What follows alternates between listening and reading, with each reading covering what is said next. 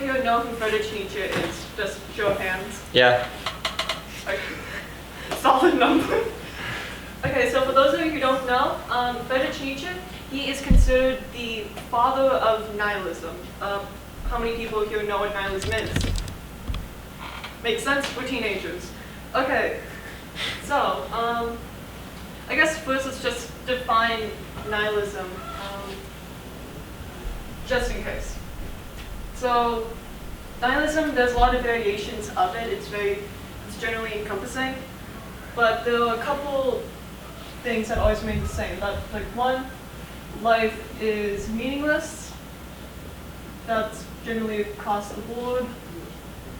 Along with values are baseless, and monarchy is a relative structure, and nothing known can be communicated. But that's the main thing to keep in mind. So it's associated with extreme skepticism and generally pretty pessimistic. But so Nietzsche, who's considered the father of nihilism, actually did not create nihilism, nor did he coin the term. Nihilism has been around since Buddhism. There are remnants of it there. Socrates, he talks about it a bit. But the term itself was coined by a different German philosopher named Friedrich Jacobi, I think. And he created it to rationalism, in that all rationalism will become nihilistic. So,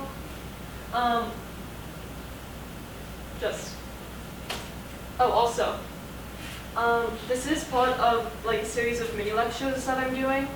So we're going to just start with a biography of Nietzsche's life, because I think that that's important when considering the rest of his philosophy, because it's hard to like disconnect an artist from their artwork, and it's like a new historic perspective, like evaluation. Okay, so let's actually get into his life. We're gonna start here in Prussia, 1844, which is Nietzsche is born. He is born on October 15th to a Lutheran Protestant family, and he is the eldest child. About 2 years later, his sister, Elisabeth Nietzsche, is going to be born, and a year after that, his little brother is going to be born. And his name does not matter, because in 1849, Nietzsche's dad and that little brother are going to die. So just death of dad and little brother. And so Nietzsche's dad was this Lutheran priest, and that has a kind of essential impact on his life, because so his entire family, they're Lutheran Protestant. His dad was Lutheran, grandfather was Lutheran priest, great-grandfather Protestant priest. So we also have a little scoreboard of Nietzsche's general misfortunes. I'm just going to keep around. So death of family members, let's just put 2 there. So because they're, dead, and he's now the only male in the family, he only has his mom and his sister Elizabeth left. So they are going to move to the countryside, and it is with the woman on the paternal side of the family. But also from this, he is going to get trauma. And that is going to definitely influence his childhood, because so in primary school, he excels at Christian theology, and he graduates from a Christian high school, but he has no friends because he's kind of off-putting. So, okay, and now we have 1864, which is going to be University Part 1. This is going to be when he goes to the University of Bonn, and he is studying theology. And life hasn't gotten much better for him. His professors, they don't like him. His peers also don't really like him. He's pulling no-hows. So overall, it's not going well for him. And so this is about the time he starts to question his belief in Christianity. And just eventually, it gets too much for him. He even tries composing music. That one doesn't work. So he leaves university. And he leaves university during this time, and he goes home. And his mom and his sister, they are pissed at him. They do not like that he has left this opportunity. So this is also going to mark the period where his familial relationships starts to strain.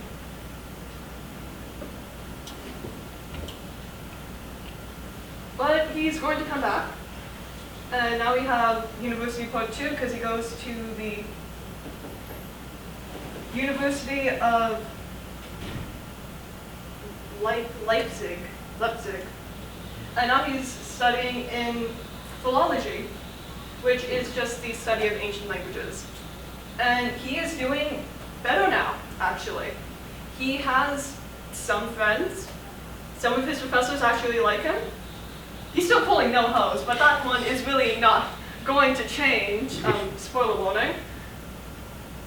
But this is also the period where he will confidently say he no longer believes in God. So it's atheist, Nietzsche. So that marks the point in his philosophy. And so he's doing pretty good up until, let's call it 1867 to 1870. Because during this period of time, he just gets serious malady, or just an illness. Originally, I'm pretty sure, I think it was syphilis. Originally, that's what I thought, but I did some more research into it.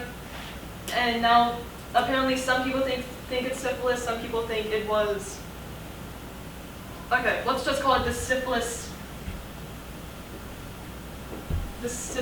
dilemma. Because, so, we're going to Britannica. He contracted dysentery and another disease while on a transport for the wounded, because in 1870, he left college momentarily to serve as a volunteer medical orderly in the Franco-Prussian War. But according to the American Academy of Arts and Sciences, it says that multiple sources say that he was diagnosed with syphilis and treated for it he was diagnosed with it in 1867, treated for it in a year later, and some Reddit arguments said it was actually none of that, and it was some unknown underlying brain condition. But the point is, something terrible for his health happened within this time period, because what's certain is that he has always been with poor health. Just his entire life, he's going to just be in general poor health. He has, from I Am Dynamite, A Life of Nietzsche, that's a book. He had debilitating migraines since childhood, and in adulthood he has partial blindness, insomnia, jaundice, crippling migraines, chronic exhaustion, wrecked bowels, vomiting, and depression. So his health sucks. Let's just put that there. But for the narrative's sake, we're just going to presume this is syphilis. He gets syphilis about here. But we definitely know he got something because in 1879, he is forced to retire from his, oh, I forgot to say that. In 1867, he became the youngest ever chair of theology at the University of Basel. Yeah, at 24 years old, which is the first time ever. So that was going pretty well for him, but it doesn't matter because in 1879 he had to retire because his health got worse. So from 1879 to 1889, his life was pretty mediocre. He was just going around writing mostly. This is where he published a good number of literary works, such as Thus Spoke Zarathustra, Beyond Good and Evil, an outline on the genealogy of moles, and just he was just completely locked in during this period. And then there's 1882, the vacation. So, while he was in Rome, because after he got fired after he left in 1879, his health sucked, and back then, when your health sucked and you could afford to do it, you just moved around, finding different environments that could ideally accommodate your terrible health. So he was just moving around, and he got to Rome eventually, and he met philosophers Lou Andreas Salome and Paul Fay. And so soon after, they went back to Leipzig for vacation, and it was vacation. It was technically a period of intellectual and social engagement. But so they came up with this plan, because they're a bunch of like-minded intellectual philosophers, so they're going to do like-minded intellectual philosopher things whilst on vacation. And it is a year-long trip. They're going to rent a house together and create a society with only like-minded people. That's good and all. But when Nietzsche first saw Lou Anderson Salome, he just fell in love. It was like love at first sight for him. First time this ever happened. And so he could not let her get away. So, he proposes to Salome. And she rejects him. But then, Paul Fay, he also proposes to Salome, because he also likes her. So now we have just love triangle situation going on over here. And it's not faring well, because she rejected both of them. But Nietzsche, again, he can't let this get away. He is going to propose 5 more times. He's going to get rejected 5 more times.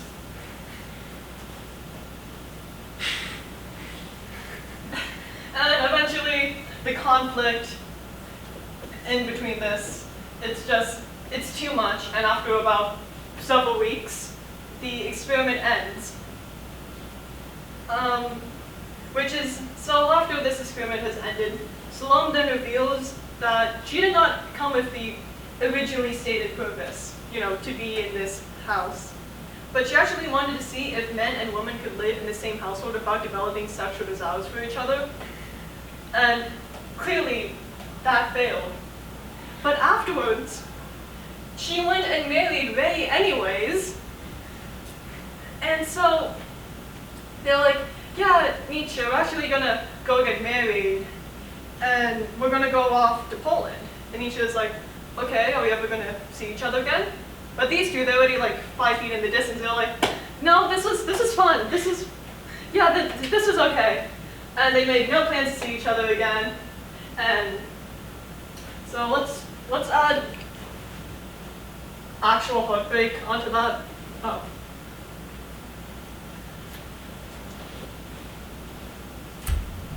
So,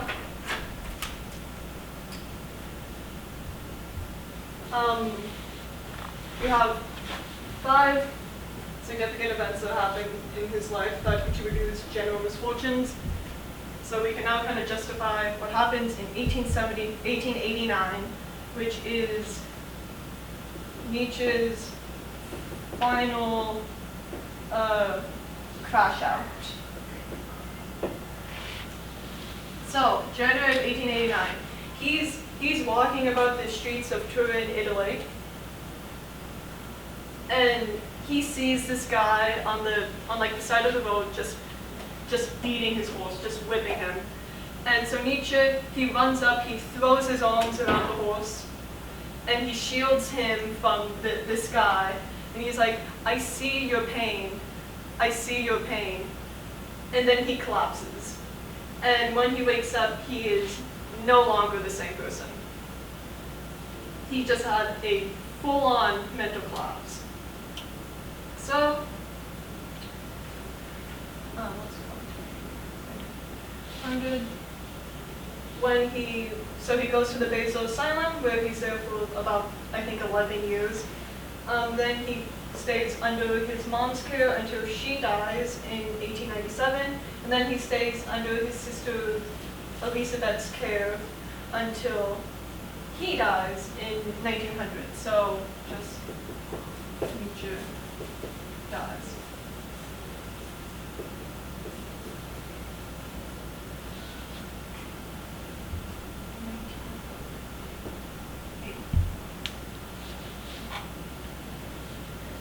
So the reason for this final crash out, it's generally been contributed to tertiary syphilis. It's presumed,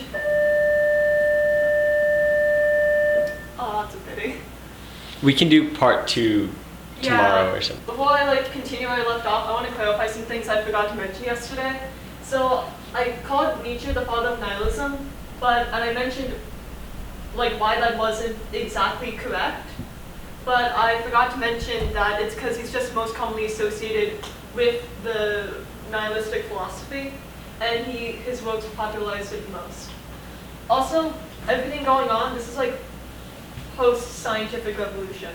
So even though he was developing atheistic thoughts around this time, that wasn't completely abnormal, but it wasn't super common either.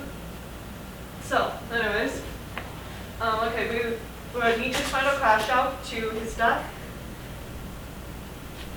And we're going to go to 1897, because this is where he has to live with his sister, Elisabeth Forster Nietzsche. And this is the time period where he's going to get massively screwed over, because he's currently mentally incapacitated, and Elisabeth, she's a Nazi. In 1889, her husband died. He was a chauvinist and he was anti-Semitic, and he died from suicide. So she's currently going through some things. 1897, Nietzsche appears. And he's mentally incapacitated, and he has all these vulnerable manuscripts just lying about. And so she is going to take these manuscripts and she is going to personally interpret them, which means she is going to Nazify them. Because if you know about Nietzsche, there's this thing that's just Nazi Nietzsche, and it heavily contradicts his earlier philosophies. Because Nietzsche, he loves individuality. He hates fascism, and he hates anti-Semitism. He hates it a lot. But Elisabeth, she loves fascism. She loves anti-Semitism, and she hates individuality. So, during this time period, she has possession of all of his works. He's in a room mentally incapacitated, so he can't do anything. He dies 2 years later, and so from this time period, she is just going to massively screw him over. So she is going to alter and edit his works with her own German ultra-nationalistic philosophy. The well-known victim is Will to Power. Good note, it has since been edited, so it is now more correct as it was originally intended, but you can still find the edited version on Wikipedia. So, she delayed the publication of the Antichrist, and we're ending at 1908, because that is when she publishes,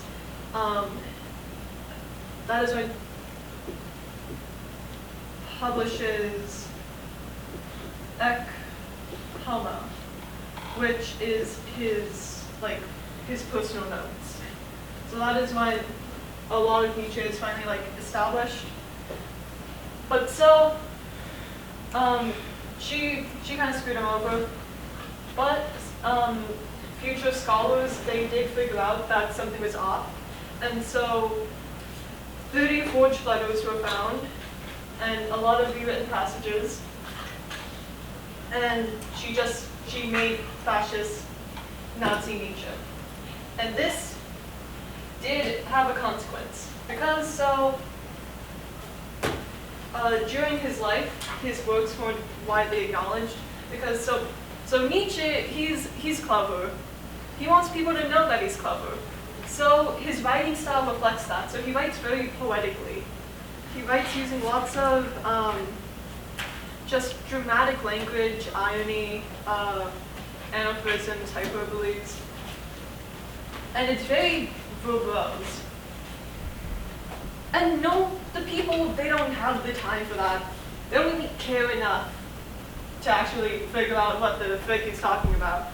So he doesn't get a lot of acknowledgement until he publishes Das Volk Zarathustra in, was it 1886? I think it's 1885 to 1883. So just published in 1885. But so he becomes much more popular after his death, because that is when the German people, they read Zarathustra, and they really like the heroic individualism and the personality development that's going on.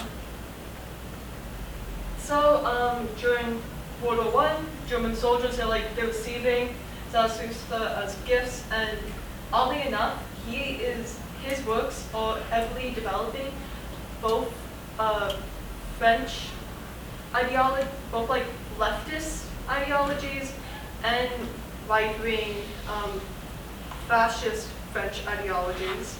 So that's just happening. And then in World War II, so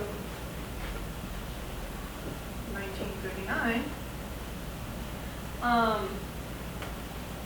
Nietzsche is going to become the favorite philosopher of another German man with a notable mustache who's a Nazi, and it's Hitler.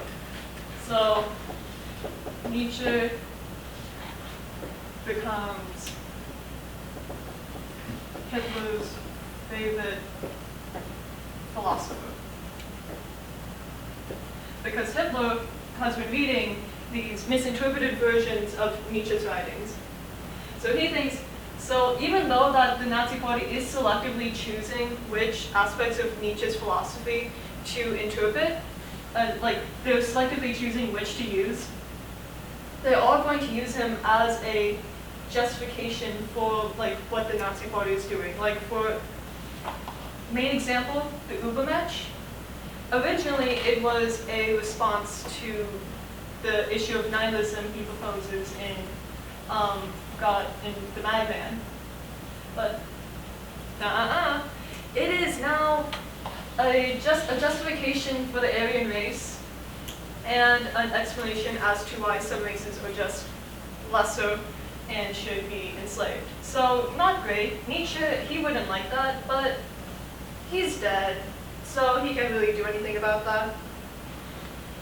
He was also a favorite of Mussolini, who was using it for the same justification of the Aryan race. So this concept of Nazi Nietzsche, this association, it persisted for a pretty long time until the scholars made the clarifications that they corrected the misinterpretations that happened during this time period. Oh, and if you go on Google, you can look up a photo of Elisabeth Nietzsche shaking Hitler's hand, because he visits the Nietzsche's childhood home. So that's nice. But so just eventually, now we're in just 21st century, and Nietzsche has just his writings have, the influence of his writings have increased dramatically on continental philosophy. which is just the umbrella term for philosophies prominent in 20th century Europe. And we now know that Nazi Nietzsche was a misinterpretation and a misrepresentation, and his true philosophy, which is still kind of hard to understand, and he's also one of the most misquoted philosophers ever. But we're still talking about him in the 21st century. And yeah, that's Nietzsche, a semi-brief biography.